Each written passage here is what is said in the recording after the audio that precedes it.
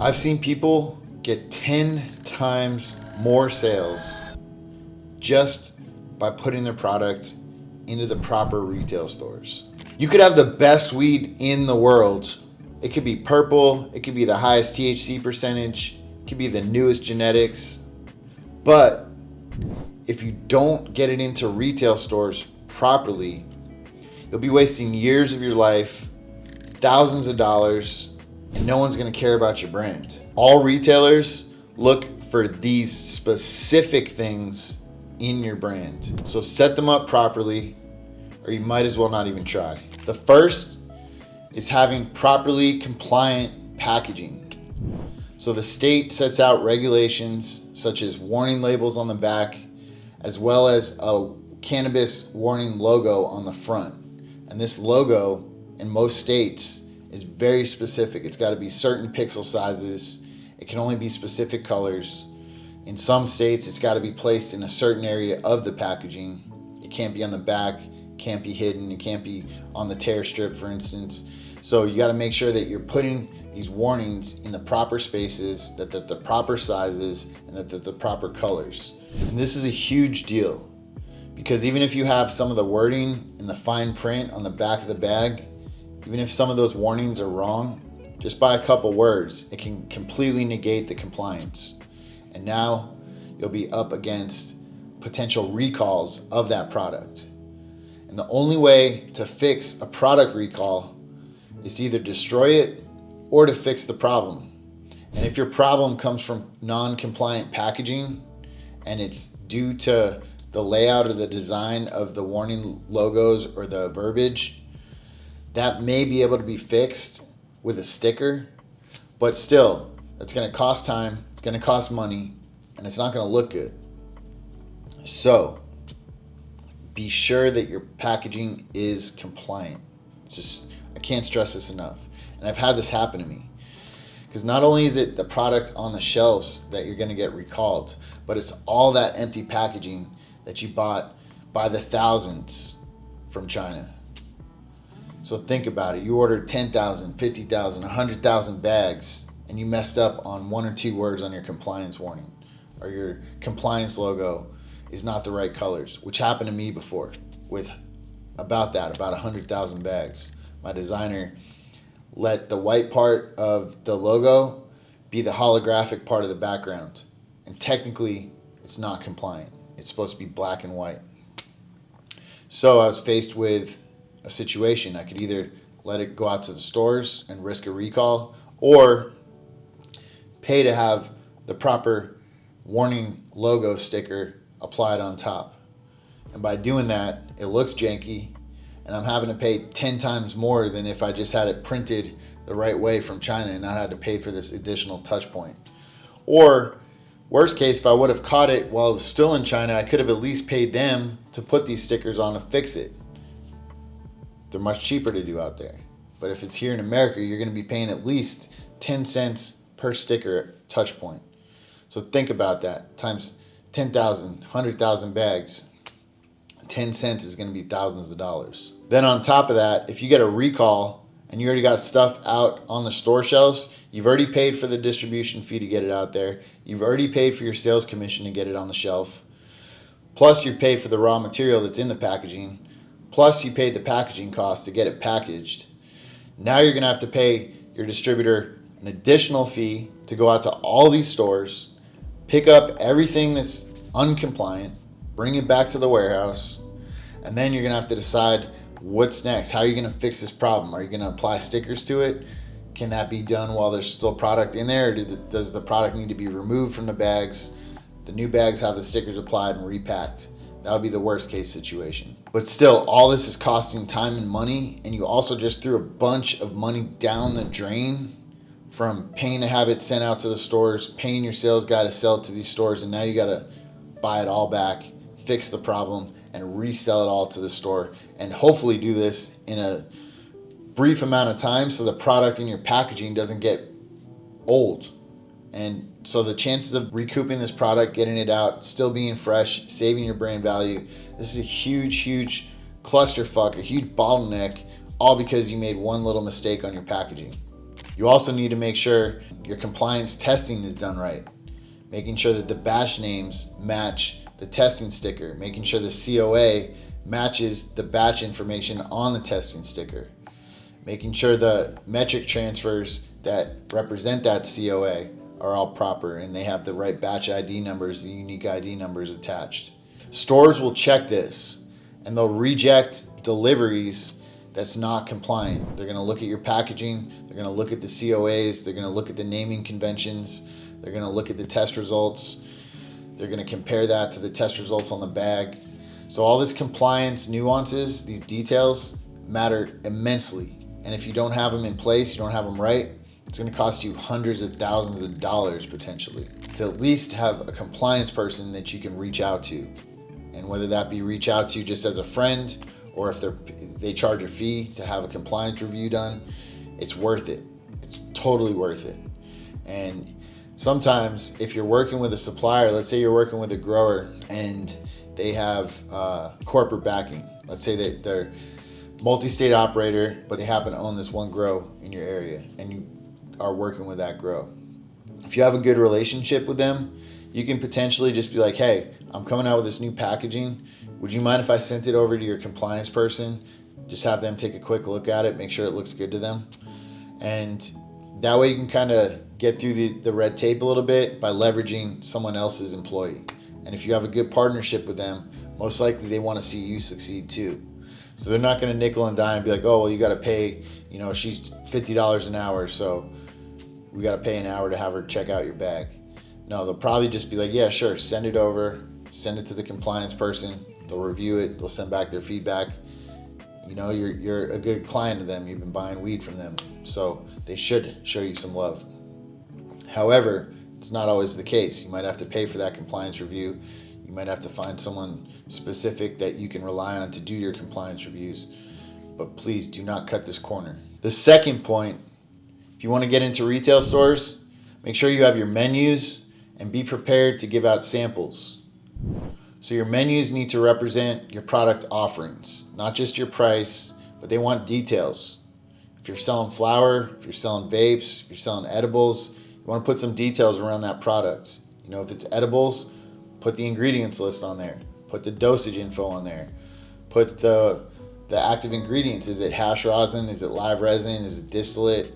So you want to have all these details clearly and upfront. That way they're not hitting you back being like, yo, is this distillate gummies or are they live rosin gummies? So give them all the questions answered up front, ideally through a one-page menu to just keep it simple. Next, you're going to have to give samples to these new stores. So new stores aren't going to take on new brands without at least trying the product first. They want to make sure that it's up to their standards. And if you're in a certain price point, those standards might be different than if you're in a lower price point.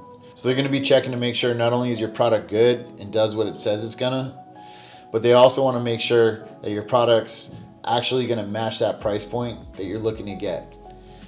And if you're a new brand getting into a store, these stores are going to be very rigid on brands that they let into their shelves because it's a big overhead for a store to bring in a new brand. There's compliance that they got to deal with on the back end. There's inventory they got to deal with. If you're a brand that's not working with a major distributor, that store is now going to have to onboard the distributor that you're working with. That could be a huge red flag for some of these stores. So if you're trying to do self-distribution, for instance, and you don't have a pre-existing relationship with the store, they're going to be more hesitant to onboard your brand just because it's coming through a distributor that they've never worked with before. And it's not about not knowing the distributor. It's about all the headache and all the paperwork and the compliance it takes to just onboard a new distributor, and then the ongoing invoicing and metric transfers or track and trace transfers that's going to have to take place between this distributor. So if there's a distributor coming to deliver one brand, it's a lot of overhead for the store to do the exact same thing for a distributor that's coming in dropping off 10 brands. What do you think a store is going to rather do? One invoice, one metric transfer, one store delivery drop off with one distributor dropping off 10 brands? Or are they going to want 10 brands all independently distributed by themselves? Now they have to do 10 invoices, 10 metric transfers, 10 deliveries, 10 product checks. Like all these things are times 10 now if all those 10 brands have their own distributors. So it's a strategy to be with a good, well-known distributor that's already being distributed to these stores, and that's going to save you an entire headache and hoops to jump through if you're doing self-distribution. So pick your distributors wisely, because that could be the difference between getting into stores or not getting into stores. The third point is talking to these stores properly. So how do you get in touch with the buyers? This is an age-old question. You basically got a cold call. You got to pull up to these stores, walk inside, tell them you're from a brand, you're launching a new product, you'd like to speak with the buyer, you'd like to speak with the store manager, and hopefully they're there. Hopefully they have time to talk to you. But what's going to happen most of the time is they're going to tell you to come back, or they'll give you a card and they'll say, here, email this person. Or some stores have certain windows of time and certain days. They'll be like, well, come back Wednesdays between 3 and 5. That's when the buyers are open to meeting new brands. So you're kind of at the store's mercy, and every store does this completely different. So unless you already have a pre-existing relationship with that store and you know someone that works there and you can just hit them up, be like, hey, what's your guys' protocol on getting a new brand in there? You're just going to have to go in cold, walk in, hope that someone's there that can give you some information, and then follow up based on that information. And it can be frustrating. Sometimes you feel like they're just blackballing you. Sometimes it'll be like, man, they're not even giving me the time of the day, or they're just, I walk in and I'm walking right out with a business card. Now I got to email someone and hopefully they reply. And that could be the situation. And so don't take it personal. It's just how these stores are. You got to think in there, put yourself in their shoes. They might be having this happen multiple times a day. People coming in trying to sell them new stuff. So they have to organize it somehow. They can't waste their time to talk to every single new brand that wants to get on the shelf. Another little trick is to go to these industry events. A lot of times, maybe the store buyer might be there, or maybe not. Maybe the store manager might be at some of these events, maybe not. A lot of times, some of these bud tenders are going to be at the events. So as long as you can establish some contact with someone from these retailers at these events, build some rapport with them, give them some samples. I always go to events with samples, no matter what. Whether that's just for general marketing, just getting it in some people's hands, or you might meet some people there, other brand owners, other distributors, other retailers, who knows? And it's good to have samples on you. And so this could be your foot in the door right there, just being at an event, connecting with the buyer, connecting with the store manager, and just having a good time, building some rapport, not being desperate. And that's a big thing. And guys, you know what I'm talking about. If you're trying to meet a girl, hook up with a girl, if you're desperate about it, she's going to read right through you and your chances are done. But if you're nonchalant about it, if you're not desperate on a certain outcome happening, it's called indifference. And that could go, is what it is. If we hook up, we hook up. If not, there's plenty of girls out there. Same with these stores, same with these retailers. Don't be dead set on just being like, I got to get this account. I got to meet this buyer. I got to get my stuff in this store. Same thing, have indifference. Oh well, it'd be great to have it in that store. They got 15 stores to their chain. I'd love to be able to get it in there. But if it don't work out, it don't work out. Or maybe it'll happen down the road.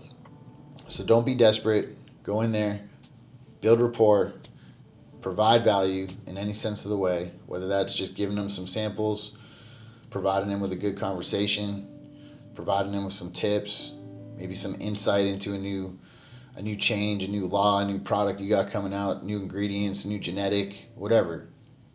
Lend value and don't act desperate and don't act one-sided either. If you come into these situations where it's transactional and you find out that they're a buyer and now all of a sudden you're like, hey, check out my stuff. What do you guys pay for top shelf weed? Who's the buyer? When can I come in? Bring some samples. Like, if you're too pushy about this, you might shoot yourself in the foot off top. So again, it's just like if you go out to the bar or the club and you're just like, man, I need to hook up with a girl tonight. I'm going to go out to meet a girl. You're going out with that desperation already. But if you go out and your main focus is to just have a good time, we're going out, we're going to hang out with the homies, we're going to, go to this bar, go to this club, we'll see what happens with the night and we'll have a good time. Your main focus is just having a good time. And that's what's going to attract the women, And so the same thing with the stores is don't go in there with that sole purpose. And ideally at these events, don't go with the sole purpose of how many buyers are going to be there, how many stores are going to be there, who am I going to meet. Just go there with the intention of having a good time. Bring some samples with you. Maybe you get them some buyers' hands, maybe you don't. If not, you at least had a good time. So the fourth tip is maintaining these relationships that you establish. And this is important because maybe you launch another brand in the future. Maybe you end up doing sales for other brands too or something. Just having this network is super valuable for you. And maybe you're not the brand owner. Maybe you're just a sales guy. Maybe that's who's watching this video right now. And if you're a sales guy, building up this buyer network is super important. Even if it's not a brand you're going to work for forever, establishing this network through a single brand, and then let's say you quit working for that brand, they fire you, they close down, whatever the case may be, you still have those contacts organically. You made those connections. They know you. Doesn't matter whether you're representing brand A, B, C, D, E, or F. You can still go talk to that buyer. You can still go talk to that store. So if you even acquire more brands onto your menu as a salesperson, now you can sell these other brands to these stores. So establishing these connections to the buyers, to the stores, to the retailers, I can't even stress how much value that holds. And so by doing this the proper way, you can build $1 million career out of just being a sales guy. And it's safer that way too. As a sales guy, you're getting a percentage of revenue on brands and products that you don't have to take the risk on. You didn't have to pay for that packaging. You didn't have to pay for those raw materials. You didn't have to pay for the distro fee. You didn't have to pay for the insurance or the losses or the headaches of just getting it all brought to market. As a sales guy, you're letting someone else deal with all of that, and the only solution you're providing is sales. And by doing this, building out this network means millions of dollars for you if you build it out the right way and build good, solid relationships with good, solid brands that need to get into stores. So when you get into these stores, you got to look at them as partnerships, ongoing, long-term partnerships. And it's not just about getting in that first time. It's about how can you establish and build value over the long time. And a lot of this goes hand in hand both with the brand support as well as marketing support. And the marketing support, that can mean a whole number of different things, whether that's in-store marketing, retail marketing, merchandise marketing, event marketing, online social media marketing, having custom marketing materials made specifically for that store, both to broadcast online as well as maybe you're getting specific in-store marketing displays, banners, signage, all this stuff for that one location or for that chain of locations, which means you're building custom graphics with your team, with your marketing team, with your design team, you're at your cost to then just give to these stores. And the benefits of that is exponential. You can't put a monetary value on the benefits of doing these marketing materials, these marketing partnerships with these stores. There's a lot of brands that do not do it. So just by doing it, you're going to be providing exponential value that a lot of other brands aren't. So wrapping up this fourth point is to make sure that you truly nurture these relationships, that you spend a lot of time, money, effort to build these initial relationships. So nurture them, build them, grow them stronger. And the fifth point is to understand how to identify the right stores to do all this for. You don't want to just go into every single store that you come by and provide all this time, effort, and value to these stores that aren't worth the time, effort, or value to be provided to. And the stores to focus on first are stores that are COD. COD stands for cash on delivery. It means when you drop off this order to them, they're handing you cash right then and there. And that's the holy grail of what we want as a brand. We want to get paid the moment that stuff gets dropped off. However, the reality is that's not how it works. Some of these stores you're going to be forced to give net terms to. And the stores that deserve net terms are the stores that pay their invoices on time. So how do we know if the stores are going to pay the invoice on time? Especially if you've never been in that store before. Well, that's part of what I'm teaching. So for instance, one of the things we do internally is build a list out with my sales director and our distributor, as well as our sales team. And we collectively work and nurture this list. And it's constantly growing and evolving, because some stores that were good customers, they might run into some trouble and now become bad customers. And so our retail store list is extremely valuable, because we got on there not only the contact names, who to contact, any notes about don't contact on these days, contact them on these days, deliveries on these days. So understanding the nuances of how to work with these stores, we have all that documented. Secondly, we have ratings for all the stores that we've been in, whether that's a good rating or a bad rating. And some of these ratings are based on, obviously, if they pay their bills. Next is if they're COD or net terms. And sometimes these stores, you gotta play ball with them. You know, like certain chains of stores, they're only gonna offer net terms. And they're gonna tell you, okay, we only accept deliveries on this day. We only do net terms.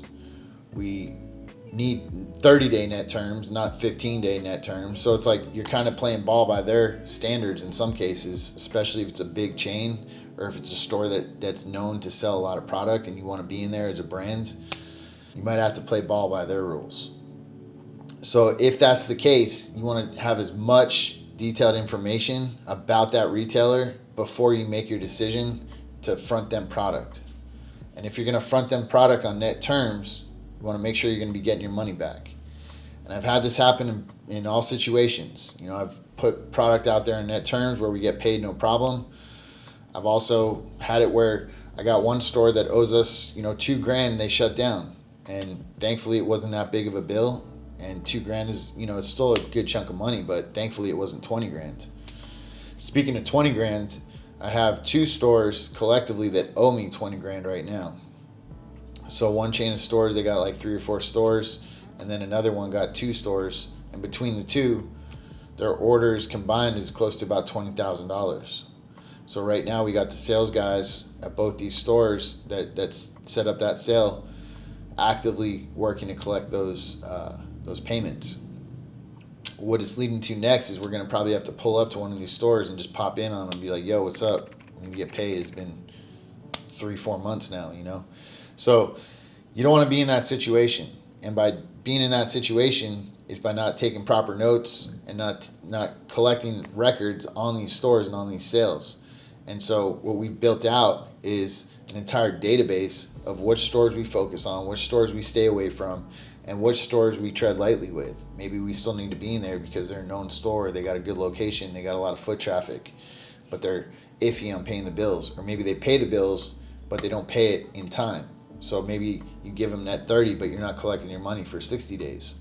So maybe you're comfortable with that. Maybe you're fine with that because you want to be in that store, but just understand you're not getting that money for potentially 60 days.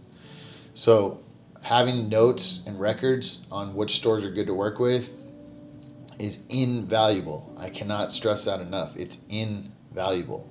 And that goes back to, as a sales guy, you're setting up these relationships. It's not about just getting into the store. It's about building these relationships. Because even if you're not working with the same brand over years, you can still have that initial relationship that you made with that first brand and now be selling 5, 10, 20 other brands, or switching brands throughout the years, or adding new brands to your menu to now shop at these stores.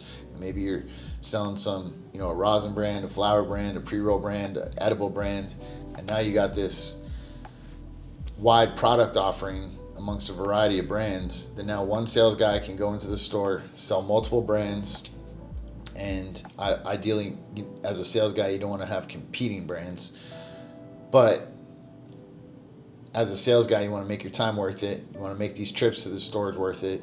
These buyers, same thing. They don't want to have to meet with 20 different sales guys to just get 20 brands on the shelf. If they can meet with 1 or 2 sales guys that are representing 10 brands each, it's a much easier day for them. It's the same concept with the distributor. These stores don't want to have 10, 20 different distributors coming off to drop one brand off individually, whereas one major distributor might carry 10 brands altogether. So as these orders come in, that same distributor is going to be the one invoicing them, going to be the one doing the metric transfers, doing the deliveries. So you got to put yourself in the shoes of these stores. Their overhead, their compliance, their logistics is just as busy, if not busier, as an individual brand. And to go along with this point of qualifying stores properly is you also want to understand what kind of foot traffic they have. Some stores, locations, they don't have good foot traffic, or maybe they don't have good parking. It's a very overlooked detail where if they don't have proper parking, how are they going to have a lot of foot traffic through the doors if people got to park 2 blocks down the street or park in this parking garage, or they got to pay for it and walk across the street, all this, every little obstacle that's in their way, even if it seems small, like parking in a parking garage versus parking in a parking lot right next to the front door. It's a huge different obstacle. Now you got to pull your ticket, go through the thing, walk, drive up some levels, park upstairs, take the elevator down, remember your ticket with you, remember to get your ticket validated, walk back out, walk back up, drive back down, like all that stuff. Even though it seems simple, like, yeah, I'm just parking in a parking garage. It's so much more, there's so many more obstacles to overcome versus just pulling up right out front at a parking spot right in front of the front door. So understand these different dynamics when it comes to stores, and that's foot traffic, neighborhood demographics. If you're a store in Beverly Hills versus a store in downtown LA, you might have completely different foot traffic demographics going through there, completely different types of product offerings that, this type of demographic might be looking for cheap pre-rolls, where this demographic's looking for high-end hash or hash holes or something. So you can't rely on a blanket approach to all stores being a good fit for your products. And some stores might only be a good fit for certain products or strains, and other stores might be a better fit for different products or strains. So understanding the demographics of these stores, the demographics that these stores serve, what their foot traffic's like, what their parking situation's like, how close to the freeways they're located, all these little nuanced details matter tremendously. To wrap this video up, I got some common mistakes to avoid when getting your products into stores. And the first big one is scaling too fast. And this is where you're more concerned about getting how many doors can I get into, how many stores can we be present in, versus I'd rather be in less stores that are paying their bills, that move product quick, that have good foot traffic, that have good parking. If you just focus on stores with those basic requirements right there, it's going to turn a 100 store list down to a 40 store list. So I'd rather focus on those 40 stores that have all these quality components to them, rather than try to be like, oh, I'm in 100 stores, and now only 40 out of 100 are actually quality accounts that aren't giving you problems, that are actually paying their bills, ideally paying COD. But think about it, if you are in 100 stores and 40% of them are good, but 60% of them are a headache, or they're not selling through your product quick enough, now you got to buy your product back. Because that's another thing I want to mention is if you're a high-end brand, you also are going to be worried about product quality. So if you put too much into a store that doesn't have enough foot traffic, you're going to basically be shooting yourself in the foot. Now you're going to have high-end flower that's sitting on the shelf with not enough foot traffic, and it's not going to sell quick enough, and now it's just going to go bad on the shelf.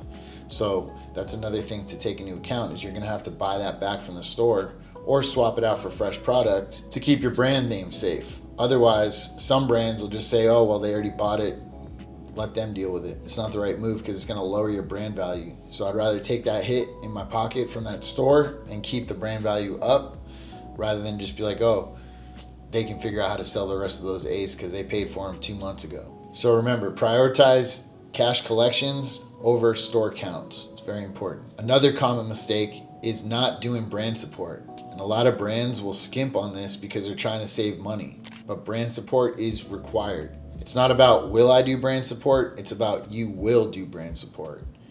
And that's what these buyers want to hear. They want to know that you're not just trying to get your brand on the shelf so you can just collect some money. They want to know that it's an actual partnership. There's going to be marketing help, there's going to be brand support, there's going to be education support, training the bud tenders on the brand. This is super important. If you don't train the bud tenders properly about the brand and the product offerings, how are they going to sell it?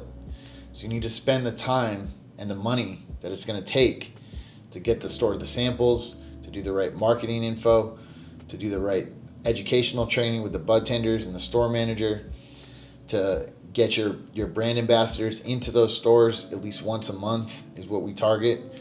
Get them in there once a month, do a PAD, do a pop-up, interact with the customers, help sell that product off the shelf. So if you're looking for the complete A to Z steps on building your cannabis brand profitably and getting into stores, I send out free weekly PDFs, videos, as well as guidance on how to do this properly.